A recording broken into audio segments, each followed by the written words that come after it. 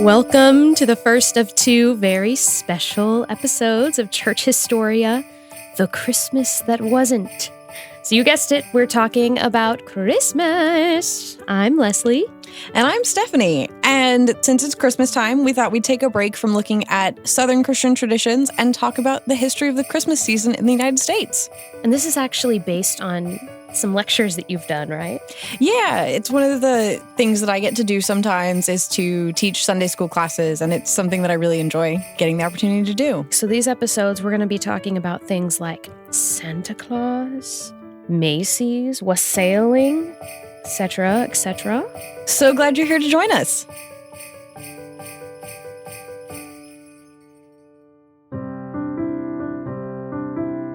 Hey, Leslie. Hey, Steph. So the first part of our conversation today, I like to call the Christmas that wasn't.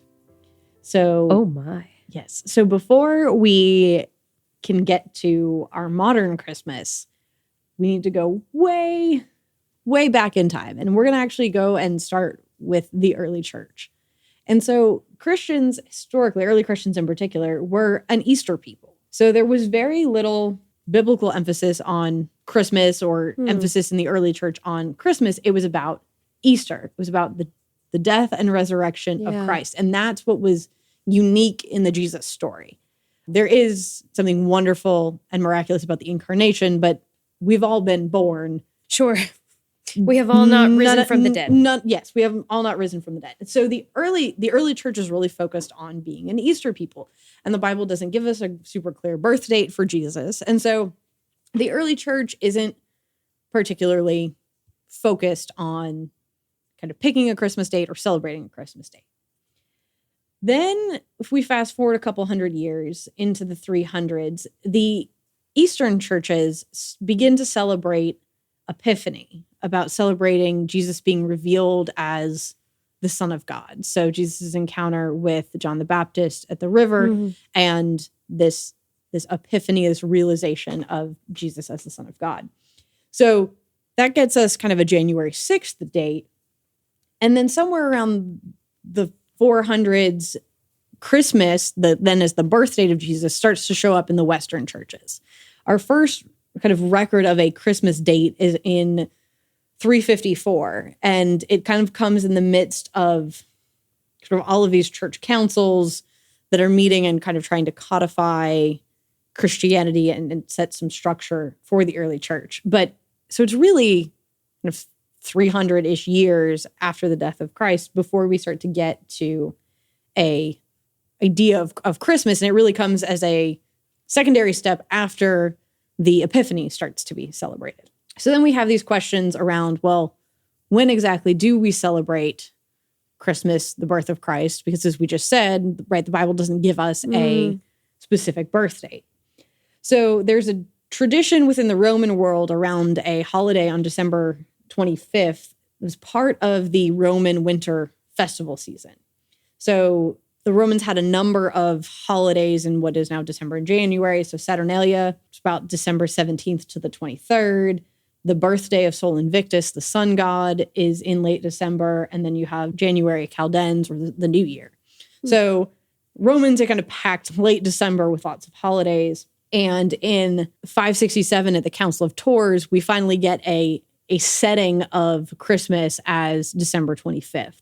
And that then gives us the 12 days of Christmas, which is the 12 days between Christmas and Epiphany. A lot of times we think the 12 days of Christmas are the 12 days before Christmas, but they're not. They're actually between Christmas and Epiphany. And that is the traditional Christmas tide, Christmas season. Yeah, the 12 days is those 12 days. Just as an Easter tide is the time after Easter, Christmas tide is traditionally the time after Christmas. Correct, yeah. So we finally get this 567. We finally have a birth date for Jesus. And it's December 25th. So that sticks and carries on. And we're going to make a bit of a leap kind of forward in time to the pre-modern period. So thinking 1400s, 1500s, 1600s, kind of in there. And so Christmas, as it coincides with other winter festivals and the winter period kind of encounters this idea of carnival, of this idea of inverting social norms to ultimately reinforce them. But you kind of have these sort of moments of chaos. Our modern Halloween is kind of a toned down version of that. You can't normally go up to strangers' doors, knock on them, and demand food. It's a general rule of thumb. I guess you're right. I mean, not everyone can, I guess. So as a general rule of thumb, but one day a year, you can definitely do that. Well, wearing a very interesting costume. Yes, right. And that's another, right? You can dress up as whatever. You can cross-dress if you want, and that's okay on Halloween. Like that, the sort of the rules are loosened. So in the early modern period, that's kind of also what became true of the Christmas season as a whole. Wintertime is the season of fresh meat in agricultural societies. It's when the year's supply of beer and wine is ready. So there's, from a sort of agricultural crop cycle standpoint, there's a strong sense of feasting and this loosening of the social norms that happens to coincide with December 25th. So along with this feasting and fresh beer and fresh wine and all of that comes these kind of misrule traditions. So you have things like, particularly in England, the idea of mumming or cross-dressing, wearing of masks, drunkenness.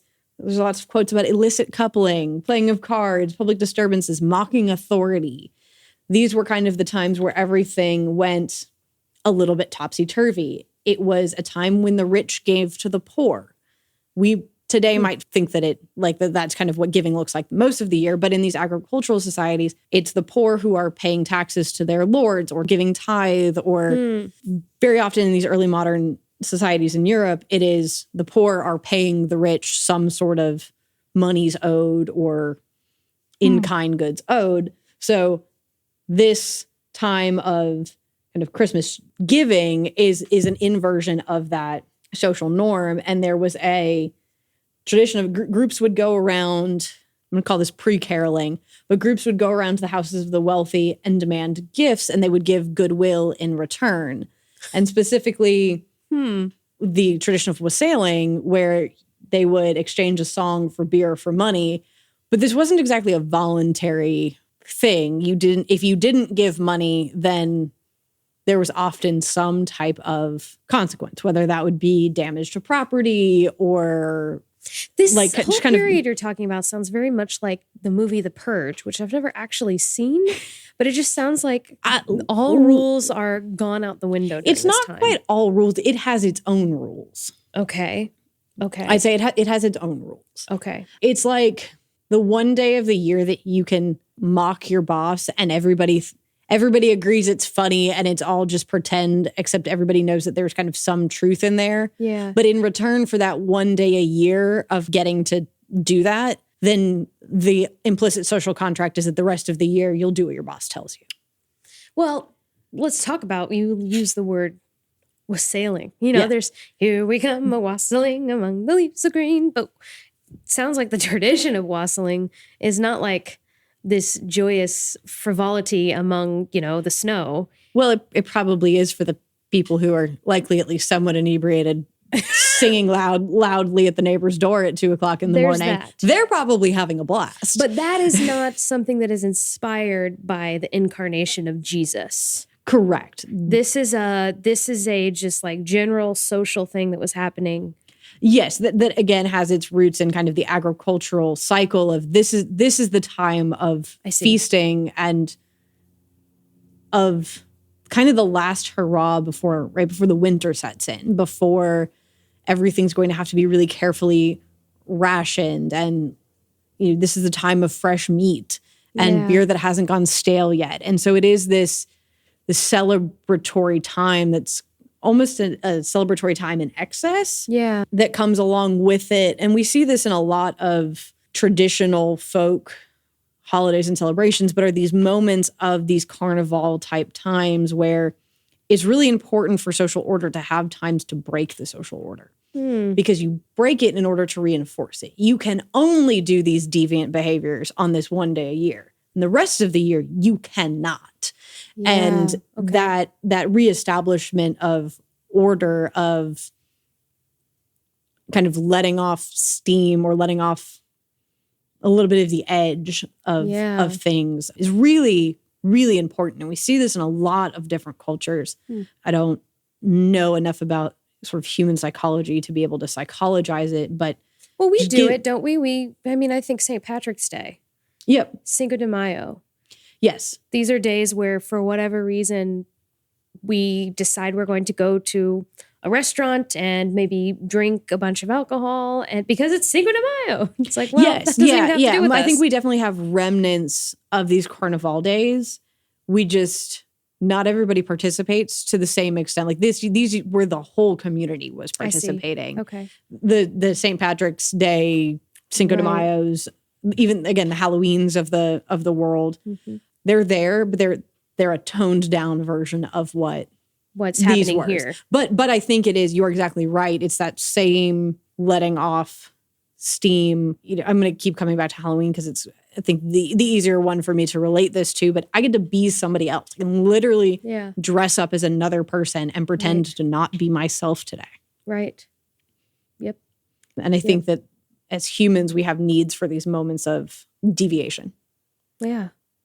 So at the same time that all this was sailing, tomfoolery is happening. Yes.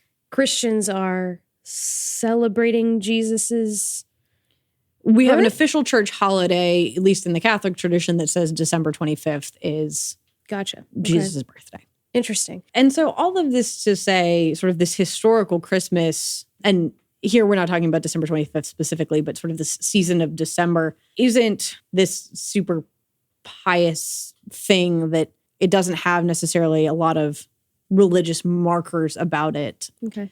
So if we hop across the ocean to the United States, we're going to take a stop in Massachusetts and hang out with the Puritans for a minute. Oh, because in light of all of these uncouth things that are happening with the wassailing and the tomfoolery, the Puritans are not big fans of Christmas.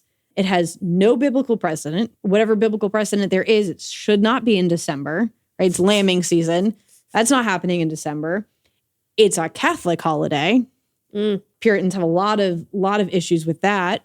And also there's all of this debauchery and drunkenness and ridiculousness. Around the same time, not necessarily having to do with Christmas, but it's around the same time. But it's around the same time, and kind of Christmas celebration is used as an excuse, and the Puritans are not having it. So they actually make Christmas illegal from 1659 to 1681. If you are caught celebrating Christmas, so for example, going to Mass on Christmas, you would be fined 5 pence. Oh my goodness. Although, to be fair, I don't think there were many Catholics in Puritan Massachusetts going to Mass. But if you went to a church service, if you decorated your home, if you did not typical everyday things, you could be accused of celebrating Christmas and fined. Wow. So by the 1700s, there was kind of begrudging toleration for Christmas. And things shift as we get into the early to mid 1800s. And okay, maybe it's fine. And then finally, in 1865, Massachusetts legally recognizes Christmas as a holiday. And so, when we think about the history of Christmas in America, well, it's a Christmas that wasn't, certainly not in Massachusetts for a while. The Baptists, who were one of the major groups of Christians in the United States in the early republic, particularly in the South, had similar objections to all of this, absurdity. And again, we can't forget that Christmas is Catholic. Council of Tours was a Catholic council, and a lot of these Protestant groups just don't want to have anything to do with anything that could remotely be Catholic, the 10-foot pole. And so Baptists similarly are a no-go on Christmas, mostly. We'll talk about it here in a little bit, but as we get deeper into the 1800s, there's cultural factors that start to make Christmas more culturally palatable. And so slowly, by the time we get to the 1880s, the Baptists are like, all right, maybe Christmas. And things really kind of change around 1888 when the Lottie Moon Christmas offering starts within the Baptist tradition, which is an offering that's collected for mission work. So there's a very close tying of giving at Christmas and mission work, and that kind of seems to be the final push that helps the Baptists kind of really feel good about celebrating Christmas. I think there are several points that talking about that brings up for me. One is just the reminder of the incarnation to a world that's made up of both the sacred and the secular. That there is a duality that is kind of always present and is even present in the incarnation. Within, you're talking about Christmas and the moment that Jesus is born and becomes incarnate, that duality is always in play. The other for me is this helps relieve some of the pressures about recovering Christmas. For me, about wondering if you're participating in Christmas piously enough, is that there is not like a single dominant pious version of Christmas that was a thing that everybody did that we've lost. That Christmas was a holy day. It was a day for getting drunk and bothering your neighbors until they gave you food and money. It was a day just like any other day. Like all of these things have been present. So I think sometimes can feel a lot of pressure to wonder if we're doing Christmas piously enough. And so for me, this history helps kind of put that into perspective. There are some years where you don't really feel like Christmas is. Maybe the tree is up and maybe you're listening to Christmas music, but for whatever reason, it just doesn't feel like Christmas. And I think these stories and this history does relieve a lot of pressure to say it's all abstract, right? This is all made up. So whatever Christmas feeling you're looking for, know that for many people, for many years, that wasn't even a thing and they still celebrated Christmas. That is such a comforting thing, I think, especially when we're looking at what Christmas is going to look like in 2020, not being together in mass groups. I mean, it's just hitting me. Christmas Eve, we're not going to have church celebrations. We're not going to have candlelight services this year. It's certainly not in the same way, right, that we do. It'll be a socially distanced, live streamed service, but it will not feel like it does in past years. So may this relieve some tension and pressure for all of us as we're looking ahead to a year that will be very different. Yes, that Christmas has always had a long-standing tradition of being unconventional and weird and sometimes not celebrated and sometimes anti-celebrated. And may that give us some comfort in a difficult year. That's great. Absolutely. Part 2 of this special Christmas episode of Church Historia further explores celebrations we partake in during the Christmas season. We're going to talk about the tradition of giving gifts at Christmas, where that came from, including gift programs for children, credit card debt during the season, and we even cover the Macy's Christmas window tradition. Ultimately, we'll ask what these traditions teach us about Christmas and how we can learn from them. But first, we wanted to again sincerely thank you for listening to this podcast. The overwhelming support we've had has been so wonderful, and we're so grateful. If you like what you hear, please subscribe and consider leaving a review. It really helps other people know that this podcast is worth their time.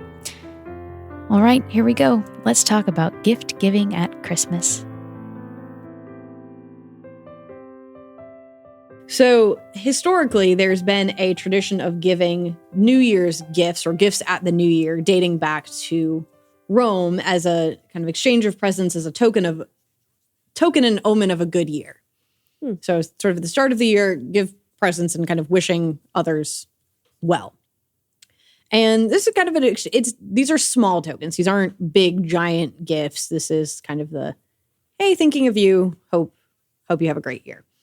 And by the time we get to the United States, the New York elite practice this tradition heavily. So New Year's is a big deal. They're giving gifts, much like the wassailing and kind of carnival sides of Christmas that we were talking about. It's also kind of present around these New Year's celebrations and these kind of elite or parties by the elite around New Year's. And so at some point, and it's not really clear why or exactly when, gift giving migrates to Christmas instead of New Year's. And the scholars that I read suggested was that it might have been in part attempts to reform or to limit the debauchery of New Year's, was to kind of temper some of that and put it onto the 25th, onto a religious holiday. All of that to say, kind of murky and unclear, but gift giving, kind of peer-to-peer gift giving, moves to Christmas. Alongside all of this, we have the Industrial Revolution. In 1770, we get the first advertisements in the US for New Year's gifts. Interesting. And so we start seeing advertising, we start seeing the ability to mass produce goods and making that kind of newly accessible for the middle class. This idea of kind of being able to afford gifts and to give gifts as a status marker of not just are you like the elite because you're doing what they're doing, so you're doing what the cool kids are doing, but also like you can afford to do that. So that kind of makes you well off. Also, there's kind of this idea of like the festival of presents for children that kind of gets loosely created about starting to give gifts to children. And also we have the advent of boxes and wrapping paper. And so now I'm not just giving you a token. Now there's that whole extra industry of I've got to put it in a box. I've got to wrap it. I'm going to make it look pretty. So I can't just give you things anymore. Now I have to give you a wrapped gift. And so by the 1820s and 30s, we start to see Christmas bazaars in major cities that kind of pop up. It starts with toy shops and confectionaries kind of decorating for the season and kind of doing special events and hosting holiday spectaculars, but it grows and shopping starts to become an event. So you both shop for things you need. You're also just kind of generally looking. You're also kind of there to be seen. You might go visit Santa. This is a leisure time activity. So this is where we start seeing like Macy's department store starts to put up these big elaborate displays of kind of come and see. Museums put on major exhibits of spectacles of oddities and curiosities. So it's this pinnacle of leisure culture and activities. This is a quote from someone's diary describing what one of these Christmas bazaars was like in New York in 1932. It says, Christmas Eve in the city of New York exhibits a spectacle which to a stranger must be highly pleasing and effective. Whole rows of confectionery stores and toy shops fancifully and often splendidly decorated with festoons of bright silk drapery interspersed with flowers and evergreens are brilliantly illuminated with gas lights arranged in every shape and figure that fancy can devise. During the evening until midnight, these places are crowded with visitors of both sexes and all ages, some selecting toys and fruits for holy day presents, others merely lounging from shop to shop to enjoy the varied scene.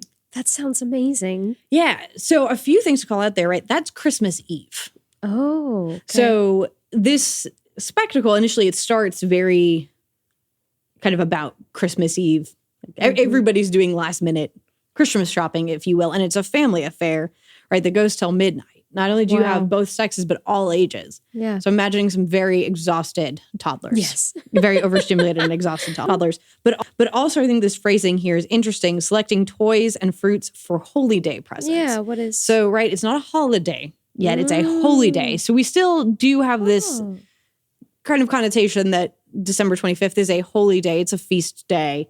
So it's just an interesting phrasing there. And along with this, we start to see some things that might remind us of our modern Christmas season, where now we start to see things like gift guides being published about, thanks to the Industrial Revolution, there's 8 different dolls that you can choose from. How do you know which one is the best? And these challenges of choice and how do we pick which one? And, you know, more and more advertisements and the sort of the commercial encouragement of all this gift giving. One of the things I thought was really interesting is, well, actually 2 things. So in addition to all of this kind of increasing choice and industrial growth, one of the scholars I read described it as awe and disorientation, amazement and stupefaction. That people are starting to have more choices than there have ever been before. And it's kind of overwhelming to the psyche. And so we see a lot of records of people getting, you know, they'll think it's awesome and cool. And then 5 years later, when they're writing about it, now they're exhausted by it, or they're kind of paralyzed by these choices and this complexity. And then there's also this lengthening of the shopping season from just Christmas Eve to all of December, and then ultimately to Thanksgiving, to right after Thanksgiving, because businesses are like, hey, this is great. Can we do this a little bit longer? And so one of the things I thought was really interesting is Thanksgiving historically was not a static holiday. Like right now, it's the 4th Thursday of the month, and it used to move and migrate. And so businesses actually lobbied TDR, Teddy Roosevelt, to move it to November and give it a static date to encourage more shopping and to give, in some ways, a definition to the Christmas shopping season. Wow, really? Mm-hmm. We've been had. We've been tricked. A little bit. Oh. Sorry.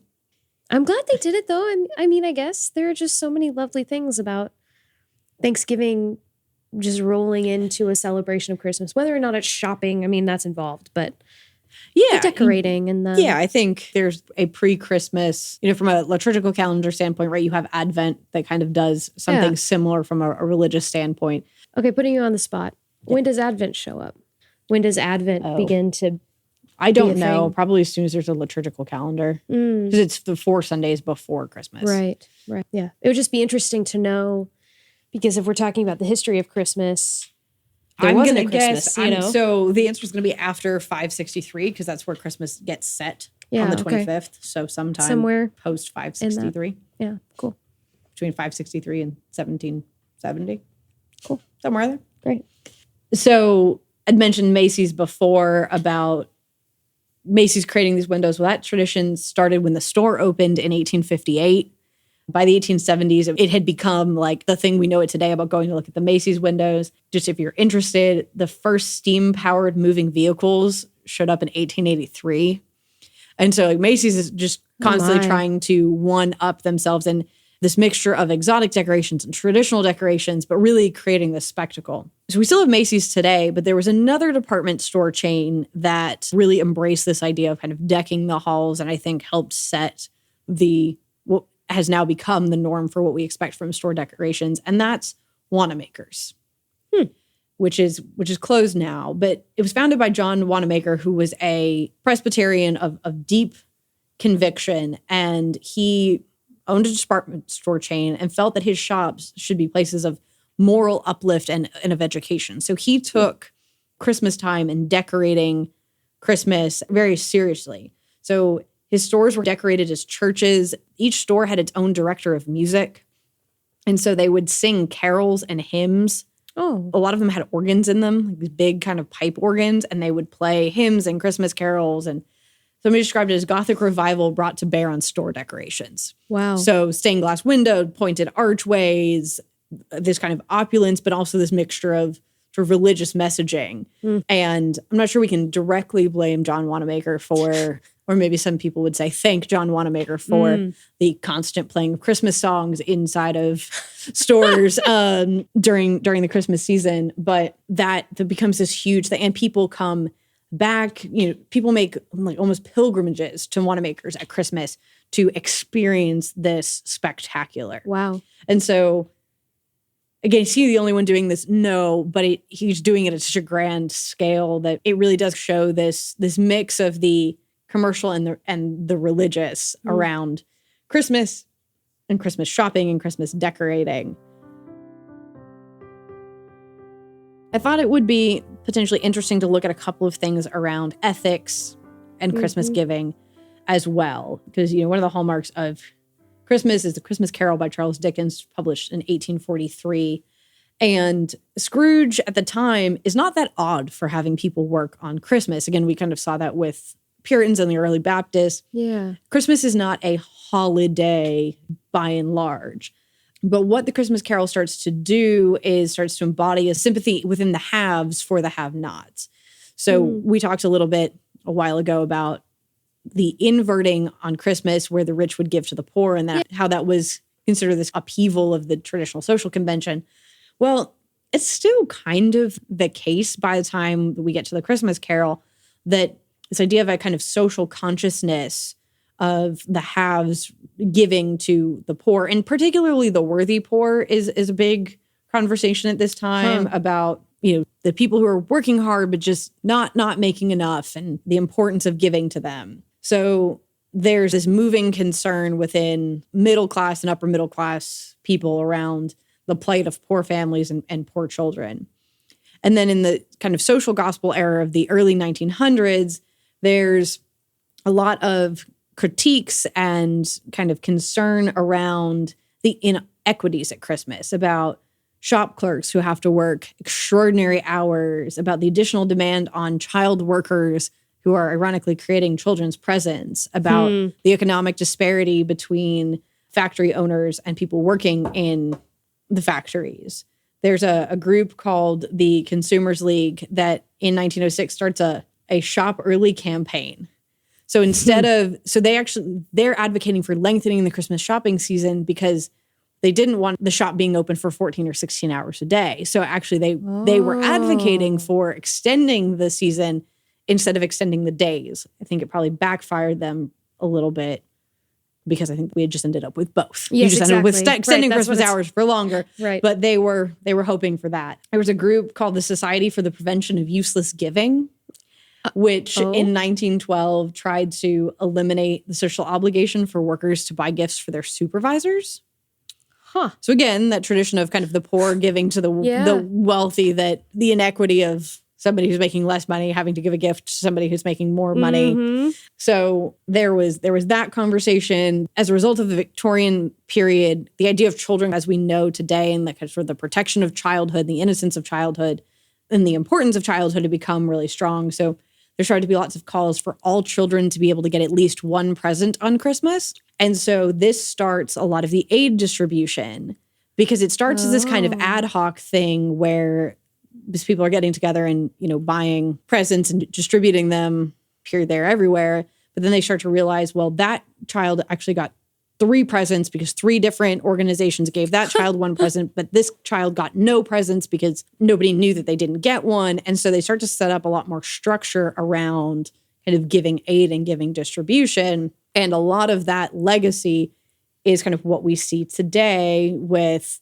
programs like Toys for Tots or Angel Tree that got worked out in the early 1900s, kind of in response to these kind of Christian ethical questions around gifts and Christmas and who gets them and how do we make sure that everybody has one. So there's also this giving in debt. Christmas is a time of indulgence, of bending the rules. Still that kind of legacy of Carnival where we would do things that we maybe otherwise wouldn't, including purchasing things that we maybe otherwise wouldn't. And there's complex reasons for gift giving, wanting kids to have something, wanting to show off status, the pressures of marketing and commercials that make us feel like we need to spend things. So holiday debt rose 8% in 2019 from $1,230 in 2018 to $1,325 in 2018. That's on average. And this is from LendingTree, and they first started conducting their study in 2015. And between 2015 and 2019, the average holiday debt had risen 34%. Oh, my. And so how are they calculating that? I think it's credit card debt. Okay. My 2017 stats say that Americans spent an average of $1,054 on Christmas. 50% would take 0 to 3 months to pay off the debt, and 29% would take 5 or more months to pay off the debt. And so I think it's important for us to acknowledge the complexities around giving and that it is both a wonderful thing and can also be a not wonderful thing, particularly when we have all of these intersections of influences that may be pushing us to do things that are maybe not in our best interests. And so my ultimate conclusion here was amid the various motivations for giving is to give based off your values. And those may vary from person to person about what things are most important to them, but it's to take a moment amid the holiday season and all of this rush and these spectaculars and this grandiose celebration that Christmas is, but also to take a moment and reflect and say, is what I'm doing aligning with my values? Am I buying gifts that align with my values? Am I giving to people that aligned with my values? Am I doing what I want to be doing? Or have I been swept up in this grand thing, which in some ways is designed to overwhelm and to confuse? And it is both a holy day and a holiday. And I think throughout its entire history has had very much an intermixing of the sacred and the secular within it. So if you're listening to this during the Christmas season, may you give intentionally and with care and with thought, and have a Merry Christmas. Be looking for our second Christmas episode releasing in just a few days, in which we talk about the big man in red. Throughout the course of history, he's gone by many a name, but we all know him as Santa.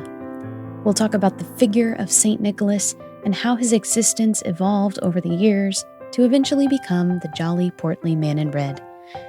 All episodes of Church Historia were recorded at the historic Scarrett Bennett Center in Nashville, Tennessee. I'm Leslie Eiler Thompson, producer and editor, and our historian is Stephanie Fulbright. The cheery music in today's episode was played by Andrea Yohe, and I went ahead and added the jingle bells in the intro for, Christmassy effect. You can find all things Church Historia at churchhistoria.com.